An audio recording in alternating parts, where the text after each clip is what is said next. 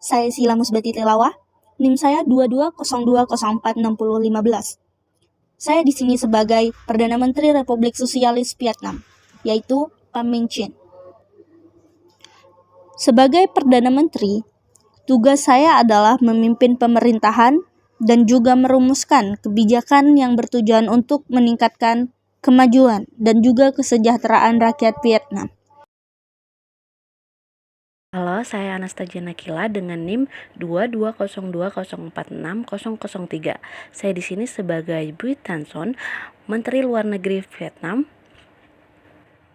Tugas saya adalah mengawasi dan membina hubungan bilateral dan multilateral yang kuat, mempromosikan perdamaian, stabilitas, dan kerjasama di wilayah tersebut dan secara global.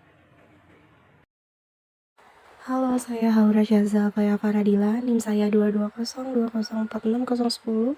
Saya di sini sebagai Phan Van Giang, Menteri Pertahanan Nasional Vietnam. Tugas saya adalah bertanggung jawab atas pengelolaan pertahanan dan keamanan negara, termasuk menyusun kebijakan, membangun kekuatan militer, mengelola sumber daya, serta menjalin kerjasama internasional. Halo, saya Rahmi Lufiana Darmawan dengan NIM 2202046023. Saya di sini sebagai Luang Tam Quang, Menteri Keamanan Publik Vietnam. Tugas saya adalah bertanggung jawab untuk memastikan keamanan dan ketertiban dalam negeri, melindungi kedaulatan negara, serta menjaga stabilitas sosial yang menjadi fondasi bagi perkembangan bangsa.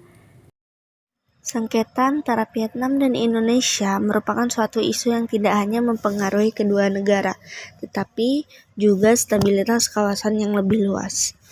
Laut Natuna memiliki potensi yang sangat besar dengan sumber daya kelautan, dengan luas wilayah laut mencapai 262.197,07 km persegi. Daerah ini dianggap sebagai surga perikanan dunia karena sumber daya alam dan kelautannya yang melimpah. Penyelesaian sengketa mengenai penetapan batas wilayah antara Indonesia dan Vietnam memakan waktu yang cukup lama karena keduanya memiliki klaim yang berbeda terhadap wilayah zona ekonomi eksklusif, terutama wilayah Laut Natuna Utara. Vietnam mengklaim dan menetapkan garis pangkal menggunakan metode penarikan garis pangkal lurus untuk mengukur lebar lautnya. Sementara Indonesia menerapkan metode penarikan garis pangkal lurus kepulauan. Kondisi dan klaim yang dibuat oleh Vietnam tersebut menyebabkan tumpang tindih dengan klaim Indonesia. Wilayah yang menjadi sengketa tumpang tindih klaim di wilayah Laut Natuna Utara ini memiliki luas sebesar 39.763,600 km persegi. Sejak lama, perbatasan laut antara Vietnam dan Indonesia menjadi sumber ketegangan. Kedua negara memiliki kepentingan yang sah dalam mengelola daya maritim yang kaya akan ikan, minyak, dan gas. Namun, klaim teritorial yang tumpang tindih seringkali menciptakan konflik. Geografi yang kompleks penting untuk mengacu pada hukum internasional, khususnya Konvensi PBB tentang Hukum Laut 1982.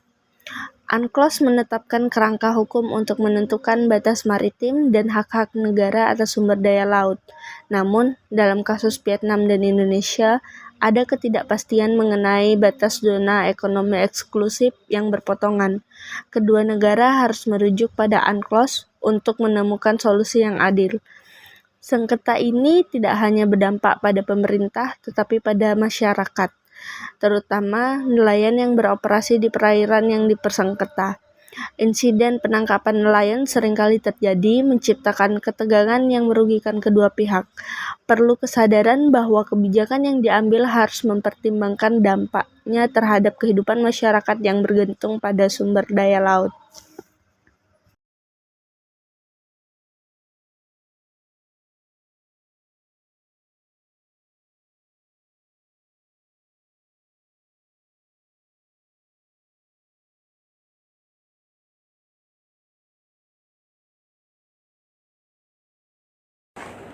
Baik rekan-rekan semuanya, terima kasih sudah hadir. Saat ini kita berada di situasi yang sensitif terkait zona ekonomi eksklusif kita dengan Indonesia. Beberapa kali terjadi insiden yang tidak menguntungkan bagi kita. Saya khawatir jika isu ini tidak ditanggapi, maka isu ini akan menjadi lebih besar. Saya ingin mendengarkan tanggapan-tanggapan dari menteri saya, dan juga saya ingin mendengarkan rekomendasi kebijakan kalian. Saya ingin mendengar laporan dari Menteri Luar Negeri terkait zona ekonomi eksklusif kita dan juga kondisi diplomatik kita dengan Indonesia. Baik Perdana Menteri, seperti yang kita ketahui, masalah ini penting untuk kepentingan nasional dan menjaga stabilitas regional di Asia Tenggara. Indonesia mulai mengintensifkan patroli di wilayah perairan, namun juga mulai mengintensifkan yang mereka klaim sebagai bagian dari zona ekonomi eksklusif. Di sisi lain, kita memiliki klaim yang sah di wilayah tersebut berdasarkan UNCLOS 1982. Saat ini dialog dengan Indonesia masih tetap berjalan. Namun, mereka tetap menyatakan bahwa perairan tersebut milik mereka, walaupun mereka juga mengakui pentingnya menjaga hubungan baik. Kira-kira apakah ada titik terang dalam dialog kita dengan Indonesia, atau apakah mungkin ada sinyal bahwa mereka mau ikut bernegosiasi bersama kita?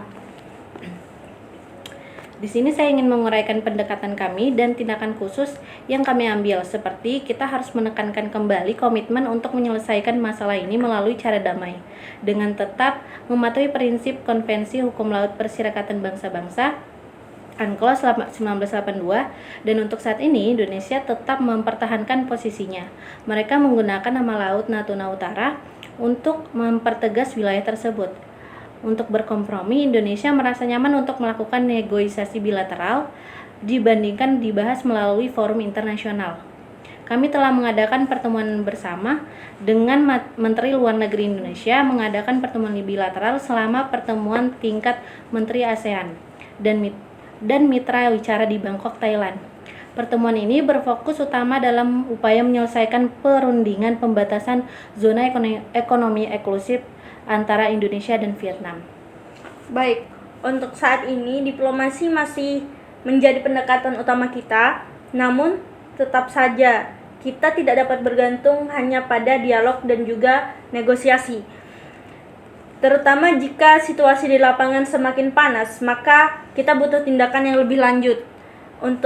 Saya ingin mendengarkan Menteri Pertahanan Nasional, kira-kira bagaimana kesiapan militer kita, apa saja langkah-langkah yang udah diambil untuk zona ekonomi eksklusif kita. Oke, baik, untuk Perdana Menteri, kami telah memperkuat kehadiran Angkatan Laut di wilayah tersebut.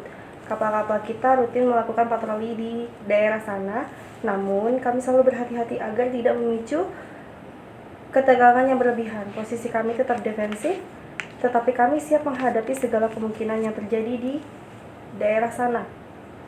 Dari segi kekuatan militer, kita berada di posisi yang baik untuk mempertahankan wilayah yang kita klaim saat ini. Baiklah, namun saya ingin garis batas yang lebih jelas. Kita harus tegas dalam menjaga wilayah kita, tapi jangan sampai memprovokasi Indonesia. Apakah akan ada kemungkinan bentrokan kecil di sana? Sepertinya untuk bentrokan kecil pasti selalu ada ya dalam situasi ini, terutama karena patroli yang intensif dari kedua belah pihak kami dan pihak Indonesia. Tapi saat saya pastikan bahwa semua komandan kita di lapangan telah diberikan instruksi yang jelas, seperti jangan pernah memulai konflik, tetapi jika diserang atau diprovokasi, kami akan membela diri dengan tegas. Baiklah, tetap waspada untuk tidak memicu konflik. Kita tidak ingin situasi ini lepas kendali. Untuk Menteri Keamanan Publik, dari sisi domestik, bagaimana dampak dari ketegangan ini? Apakah berdampak pada masyarakat pesisir? Oke, ketegangan ini mulai mempengaruhi masyarakat di sekitar pesisir, terutama para nelayan kita. Ada yang melaporkan bahwa patroli Indonesia mulai mendekati wilayah yang biasanya menjadi tempat mereka mencari nafkah, dalam hal ini mencari ikan. ini menciptakan rasa takut bahwa mereka akan ditangkap atau kapal mereka akan disita. Sebagai Menteri Keamanan Publik Vietnam, tanggung jawab utama saya adalah memastikan keamanan dalam negeri. Dan meskipun peran saya terfokus pada keamanan domestik, saya mau menyampaikan bahwa dalam pandangan kami, setiap isu keamanan di wilayah perbatasan juga memiliki dampak langsung pada keamanan nasional. Oleh karena itu, sengketa maritim ini meskipun berada di perbatasan laut, juga membawa implikasi yang serius terhadap keamanan nasional. Dan peran kementerian saya dalam hal ini adalah memastikan bahwa Laut Natuna tidak menciptakan ketidakstabilan dalam negeri. Sepertinya ini merupakan masalah yang memang serius dan harus kita tanggapi. Saya tidak ingin masyarakat yang ada di pesisir Vietnam itu merasa terancam di wilayah yang menjadi hak mereka dan juga hak nelayan untuk mencari nafkah. Jadi, kita sebagai menteri-menteri harus melindungi tanpa memperburuk situasi yang ada di sana. Apa yang sudah dilakukan untuk meredam kekuatan mereka? Kami telah meningkatkan komunikasi dengan komunitas nelayan di sana, memberikan informasi tentang wilayah yang aman untuk mereka beroperasi dan juga memantau pergerakan kapal. Aparat keamanan lokal juga dilibatkan untuk memastikan ketertiban wilayah tetap terjaga, dan juga selain itu kami memberikan pesan bahwa pemerintah berkontribusi untuk melindungi mereka. Baik. Kita perlu lebih tegas dalam hal ini. Nelayan kita merupakan bagian dari ekonomi maritim kita juga, dan mereka harus merasa mereka tuh terlindungi. Saya ingin patroli keamanan diperkuat di sekitar wilayah perairan dan pastikan untuk tidak memprovokasi pihak lain. Menteri Luar Negeri, bagaimana dengan opsi arbitrase internasional? Apakah itu layak untuk kita pertimbangkan? Untuk itu selalu menjadi salah satu opsi yang tersedia. Namun Indonesia mungkin menolak langkah tersebut dikarenakan mereka lebih nyaman menyelesaikan sengketa secara bilateral. Kami juga telah mengadakan pertemuan di Surabaya pada tanggal 19 sampai 22 Agustus 2019 dengan tujuan membahas tentang penentuan batas maritim di zona ekonomi eksklusif kedua negara. Perundingan ini telah kami bicarakan mengenai pengaturan sementara di wilayah yang belum memiliki batas maritim yang telah disetujui. Tujuan dari pengaturan ini adalah untuk mengurangi potensi terjadinya insiden antara aparat penegak hukum dari kedua negara yang memiliki yurisdiksi di dalam zona ekonomi eksklusif sesuai hukum yang berlaku. Jika memaksa untuk melakukan arbitrase, itu juga bisa memperburuk hubungan diplomatik kita dengan mereka. Dan untuk saat ini kita tetap fokus pada dialog bilateral, tapi kita juga bisa mempersiapkan tim hukum internasional untuk berjaga-jaga jika negosiasi gagal. Baik, itu merupakan solusi yang bagus menurut saya. Untuk Menteri Pertahanan Nasional, apakah latihan militer gabungan dengan negara lain dan wilayah itu mungkin membantu situasi atau justru memperburuk situasi di wilayah kita? Sebenarnya latihan militer gabungan selalu menjadi sinyal kuat tentang kesiapan kita ya Pak ya. Iya Bu ya. Namun latihan ini juga bisa dianggap provokasi oleh pihak Indonesia. Tergantung bagaimana kita melakukannya. Jika latihan difokuskan pada kerjasama maritim umum seperti patroli anti pembajakan atau bantuan kemanusiaan, mungkin dapat diterima oleh banyak negara, terutama Indonesia itu sendiri. Namun, jika terlalu fokus terhadap skenario tempur, seperti keinginan kita untuk mengusir Angkatan Laut Indonesia, kemungkinan akan meningkatkan ketegangan di antara kita. Seperti itu. Baik, saya setuju. Kita harus berhati-hati dalam menggunakan latihan militer sebagai alat diplomasi. Saya ingin usulan mengenai latihan di kawasan regional yang terfokus pada keamanan maritim, tanpa membuat Indonesia merasa terancam. Menteri Luar Negeri, apakah ada rekomendasi lain? Untuk itu mungkin saya berpikir kita bisa melakukan pendekatan kolaboratif di tingkat regional bisa menjadi kunci. Misalnya kita dapat mengusulkan pertemuan ASEAN untuk membahas masalah perbatasan laut di kawasan secara umum. bukan hanya antara kita dan Indonesia. Ini dapat memberi tekanan pada Indonesia untuk lebih fleksibel tanpa merasa disudutkan. Selain itu, kita juga bisa melibatkan negara-negara lain yang juga memiliki kepentingan di Laut Cina Selatan seperti Jepang, Australia dalam inisiatif maritim.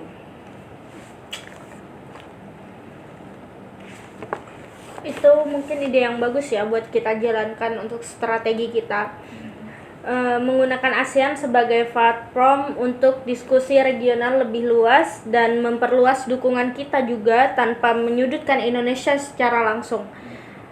Menteri Pertahanan Nasional, pastikan bahwa kita tetap menjaga keseimbangan antara kesiapan militer dan juga diplomasi kita. Saya tidak ingin terjebak dalam siklus ketegangan yang tidak perlu. Apakah Anda memiliki strategi jangka waktu panjang jika ketegangan ini terus berlanjut di wilayah kita? Sebenarnya kami sudah merencanakan beberapa strategi jangka panjang ya. Pertama, kami akan memastikan bahwa patroli dan kehadiran militer di perairan yang disengketakan tetap konsisten. Ini untuk memastikan posisi kita di lapangan juga. Nah, yang kedua, kami akan terus memperkuat aliansi dan kerjasama militer dengan negara-negara sahabat di kawasan.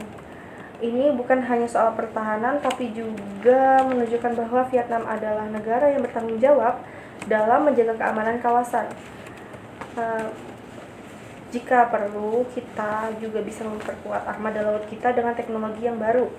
Meskipun ini membutuhkan waktu yang cukup lama ya, dan sumber daya yang cukup pastinya. Bagus. Tapi ingat, kita tidak ingin konflik ini terbuka dan juga untuk menjaga stabilitas regional kita. Semua langkah yang kita ambil harus fokus pada pencegahan dan eskalasi. Untuk Menteri Keamanan Publik, pastikan keamanan domestik tetap terjaga, terkendali, terutama di wilayah pesisir. Apakah langkah-langkah tambahan yang Anda pikir perlu diambil? Baik, Perdana Menteri, kami akan memperkuat koordinasi dengan aparat keamanan lokal di wilayah pesisir yang paling dekat dengan perairan yang menjadi sengketa. Selain itu, kami juga akan mempercepat komunikasi dengan masyarakat nelayan dengan memberikan pemberitahuan rutin agar mereka tahu bahwa pemerintah selalu waspada dan melindungi kepentingan mereka. Baik, saya ingin semua kementerian tetap berkoordinasi dan juga berkomunikasi dengan baik. Kita harus bekerja sebagai satu kesatuan dalam menghadapi isu ini supaya tidak lebih besar dan juga tetap menjaga stabilitas domestik kita. Apakah mungkin ada hal lain yang perlu dibahas sebelum kita membuat keputusan akhir? Saya rasa ini sudah cukup dalam segala aspek penting, Perdana Menteri. Namun saya ingin menambahkan bahwa kita harus terus membuka komitmen kita terhadap keterlibatan diplomatik dengan pihak Indonesia melalui jalur diplomatik untuk melanjutkan negosiasi bilateral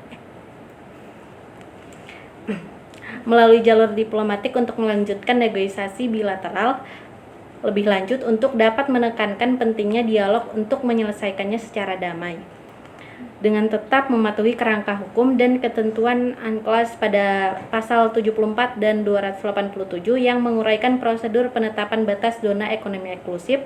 Dan saya juga mengusulkan bahwa jika penyelesaian damai tidak tercapai, kita dapat menggunakan mekanisme wajib seperti di Mahkamah Internasional Hukum Laut atau Mahkamah Internasional untuk menyelesaikan sengketa. Oke, baik, saya setuju. Kita gunakan diplomasi dan dialog untuk bernegosiasi dengan Indonesia. Gunakan semua saluran yang tersedia. Saya ingin tidak ada kesalahpahaman antara kita dan juga Indonesia yang bisa memperburuk situasi ini. Kita akan tetap berkomitmen pada penyelesaian damai, tetapi tetap mempertahankan hak kita di zona ekonomi eksklusif. Saya cukupkan pertemuan ini. Terima kasih atas respon dan solusi masing-masing menteri. Terima kasih kembali.